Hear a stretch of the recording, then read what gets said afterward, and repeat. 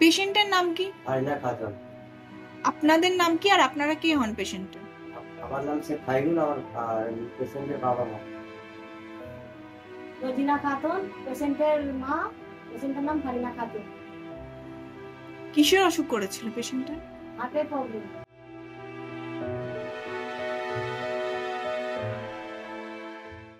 কোথা থেকে জানতে পেরেছিলেন নারায়ণাতে ট্রিটমেন্ট হয়? পিজি হাসপাতাল থেকে জানতে পেরেছিলাম, তাই জন্য আমাদেরকে নারায়ণে পাঠিয়েছে ডক্টর দেবাশিস দাসের কাছে।